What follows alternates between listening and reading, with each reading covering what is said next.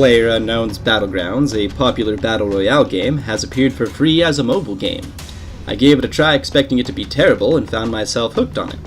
Without any serious research being done, I really do believe this game is heavily inspired by the novel Battle Royale, though bearing uniqueness on its own that helps point out the difference between inspiration and shameless clone. And let me tell you guys who found the lighthouse in PUBG and were disappointed in it being locked, you don't want to go in there anyway. That is quite certainly the most depressing place on the whole damn island. It looks nice and possibly wealthy in resources, but the food just isn't worth it. It is important to understand the point of the game, what obstacles to expect, and what to expect to be able to use to your advantage. I'll be providing some helpful tips that might help brighten your experience.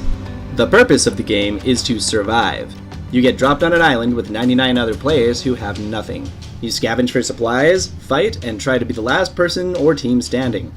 Despite how it seems, the point is not to murder the other players. The point is to survive, and killing the others is just a necessary step to do so. As this is a mobile game, it comes with an obvious handicap. The controls are difficult. Honestly, they really aren't that bad for a mobile game, but there is simply no replacing using a keyboard and mouse in a shooter game. It feels unnatural, and most players also share this same handicap. You'll want to take a moment to understand how this affects gameplay. We have two thumbs which touch the screen. This means the ability for natural movement and precise aiming is shot in the face. Aiming with your right thumb while shooting with your left means you are standing still, and that is simply not good in close quarters. Instead, try to aim by strafing and even hip firing if you need to. Keep moving.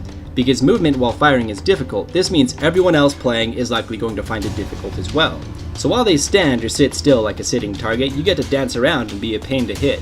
You can also turn on auto sprint while you aim. Though you aren't really running, you're still moving, which means you're just that much harder to hit than a sitting target. If you sprint, jump, and punch, you'll perform a much stronger punch. If you're trying to enter melee to kill someone though, expect certain death and hope for a hilarious result where you deflect their bullet with a pan and smash their brains in. If you're going to die, go out glorious. A recently added feature was the ability to automatically follow a player. Look for whoever's actually running around on your starting island and follow that guy. Invite the others along too. When you're about to land, break away just before landing and land on a different home if you can. That means you'll cover more loot area and more quickly in the first moments of the game. Just don't get ambushed doing so. Vehicles are amazing. Except for motorcycles. Avoid motorcycles when possible and aim for the vehicles that offer as much cover as possible. A good driver can relatively safely use an armored vehicle to provide some quick cover for allies in a bind. Vehicles are very loud, but unless you're on a motorcycle, out of gas, or driving straight at someone who isn't afraid of you, don't sweat it. Particularly agile vehicles are great for taking down less skilled gunmen. While tempting, avoid driving in a straight line at them and let your team be your eyes with the direction they're firing. Some quick reflexes here can earn you some easy kills.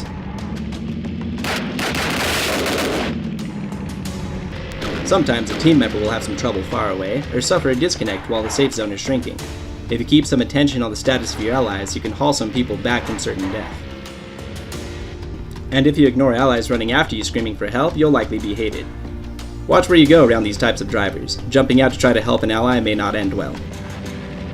It can also be a useful method for murdering a team member should the need really arise. Solo arcade is a fantastic way to get used to the controls. This is a way to get some showdown experience without having to really worry about ranking. And no one will sit there and try to tell you to stop doing some silly thing.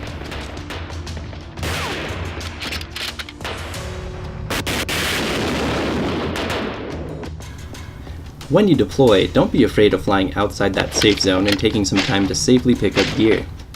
You are not able to be hurt while parachuting, and you also have quite a bit of time before you begin to take any damage at all. Loot some random house and run back into the game for an advantage.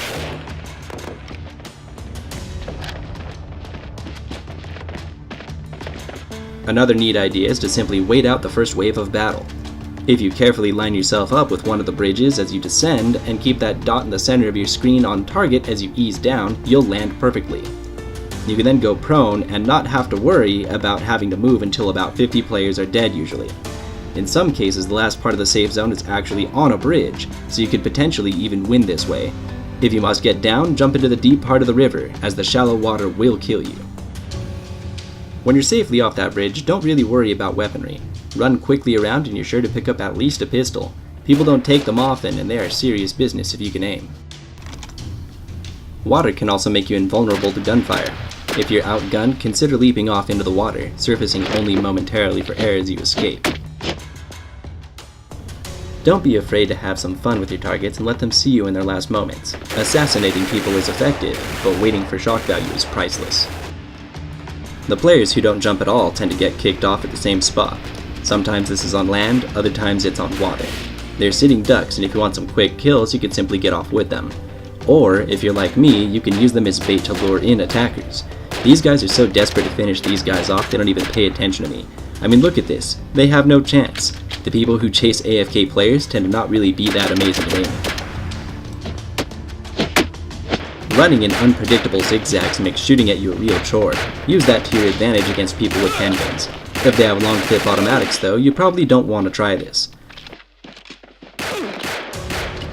If your comical adventures look like a bad idea, go ahead and swap back to the smart plan and shoot them at range. You can always flip back to being hilarious later.